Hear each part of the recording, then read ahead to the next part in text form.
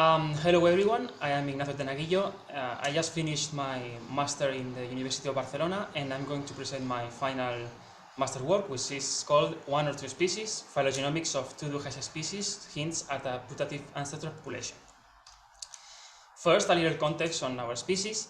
Genus Dugesia is a genus belonging to the order Tricladidae in the phylum Planarians. It's a species-rich genus distributed in Europe, Africa, Asia, and Australasia. And most of the species can be found in the Mediterranean region and Europe.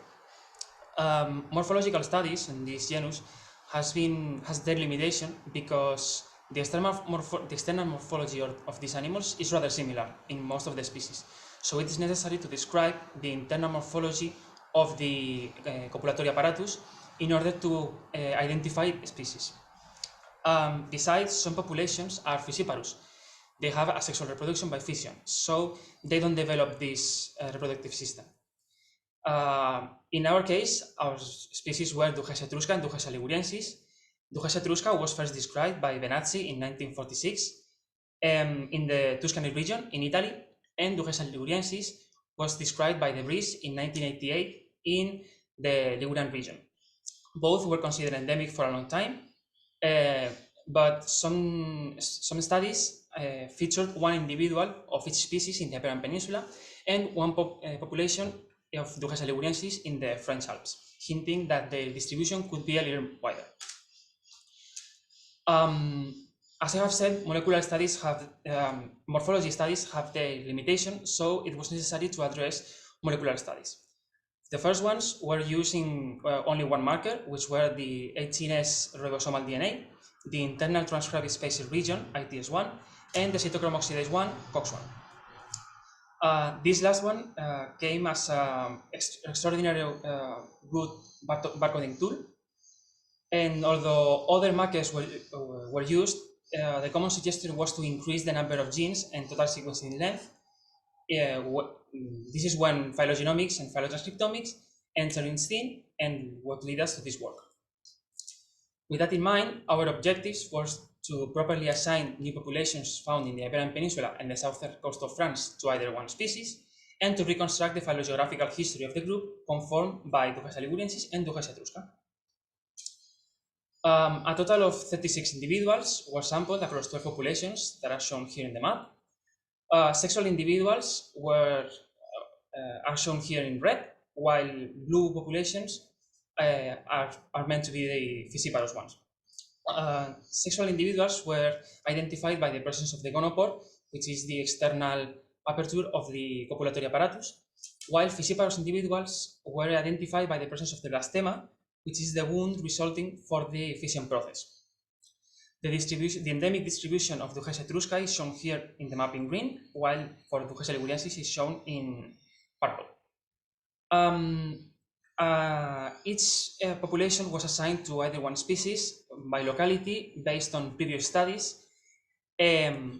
while the populations of the Iberian Peninsula, it was clear that they belonged to this group but could not be assigned to either one species using this DNA-barcoding analysis using COX1.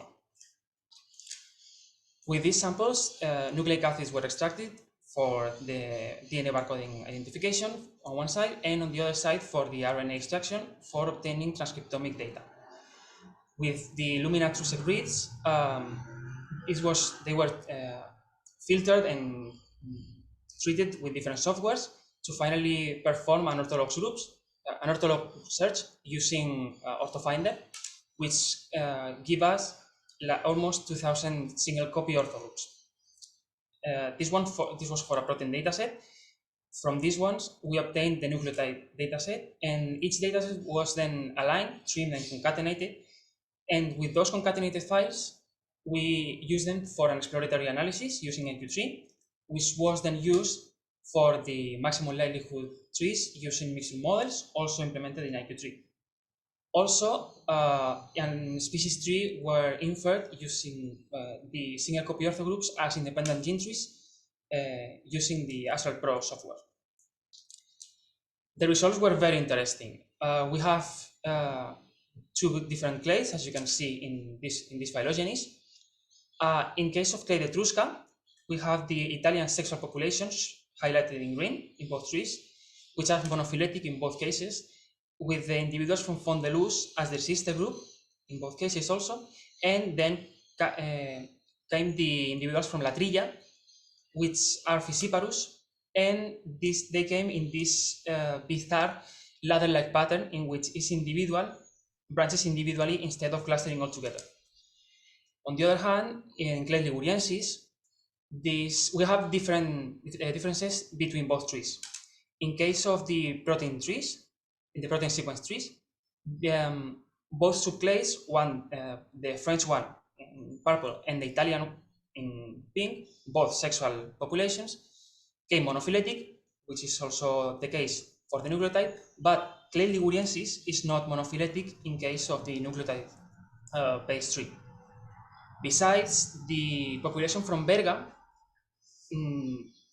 had a very clear difference between the protein tree, in which it separated the individuals in both clades, and in the nucleotide trees, which placed them somewhat together. Here we started to think what is going on with this population. In case of the species tree, the topologies were very similar, with the Italian subclade monophyletic, the two individuals from Font de Luz as their sister group, and then the ladder-like pattern of Trilla and some individuals from Berga. And in case of clade liguriensis, it came monophyletic in both cases, with the two subclades also monophyletic. This time, the population from Berga was the same for both trees, with some individuals clustering in each clade. So here we started to think how we can explain these interesting results. As I have said previously, we added 3 new populations in the Iberian Peninsula and 3 new populations in the southeastern coast of France for this group. In case of Dugesia etrusca, we have assigned 2 new populations of this species, one in Font de Luz and one in La Trilla, and this way we increased the distribution of this species to the Tuscany region, which was endemic from, plus this Catalonian region in the Iberian Peninsula. In case of Dugesia liguriensis, which was endemic from the Ligurian region over here, we have 3 new populations to add to this distribution, which are Lagarda, Trigans, and the Alps.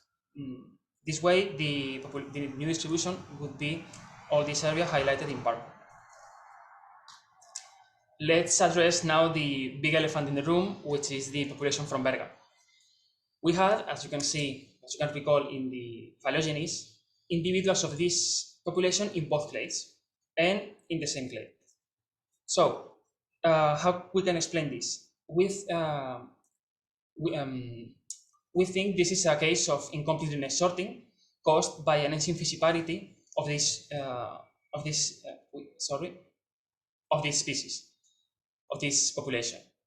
This way, this population would be acting as a reservoir of ancient haplotypes that would have been maintained through time by this ancient fissiparity. But we also had the ladder-like pattern shared between Berga and La Trilla. How can we explain this?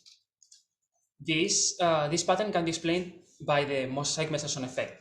The mosaic-Meselson effect was first described by Leary and colleagues in 2019, combines the Meselson effect, in which intra-individual haplotype divergence is higher in fissiparous individuals than in sexual individuals, with the genetic mosaicism of these animals, in which the haplotype divergence is higher, the haplotype diversity is higher than what its ploidy would suggest, due to the fissiparity present in these animals.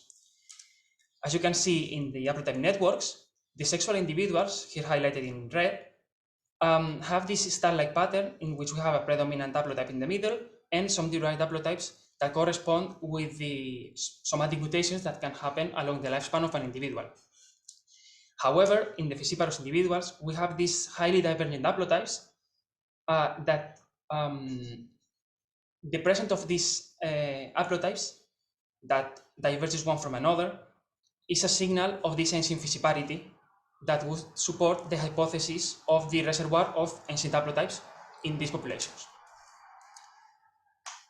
One of our other objectives was to reconstruct the biographical history of Dugesia etrusca and Dugesia liguriensis, for which we start with the ancestor of these two species plus Dugesia gonocephala in the continental Europe, which is isolated for other ancestors of the southern peninsulas, island, and the north of Africa. This is around 25 million years ago. Around 10 million years ago, when temperatures became more favorable and vegetation turned to the age of more temperate climate, these ancestors begin to move south to the Italian peninsula and the Iberian Peninsula. In case of our populations of the Italian and French populations, the ancestors would have arrived to the present localities and have maintained their sexual reproduction until these days. However, in case of the individuals from the Iberian Peninsula, we have two hypotheses of two possible scenarios. The first one is that ancestors of both species would have arrived to this area. However, this is a very unlikely scenario that they would be sharing habitat for some time, because we would expect to find both species in other populations, but we only found Dugesia etrusca, and the population from Berga, this locality, is of difficult access for these species to go. However, the other scenario is that we can, if the ancestor would have arrived and adopt fissiparity early in this area, which is very common in the Iberian Peninsula, it would have been possible to maintain this fissiparity over here through time due to this lack of recombination, which could explain the difference between assigning one population or not being able to assign the population from Berga. As a conclusion, I want to give that ILS has been also found in other asexual organisms like sponges, fungi, and weevils, but it were always cases of critic species, species complex, or hybridization cases. So in this case, with this ILS due to ancient fissiparity, we can ask if we have here a similar case. The debate could be open for us to discuss. Our hypothesis is that we have two clearly different species, with the population from Berga maintaining this ancient haplotype due to fissiparity. Thanks for your attention, for the organizers of this forum, and thank you for my awesome companions at the Tutors Lab.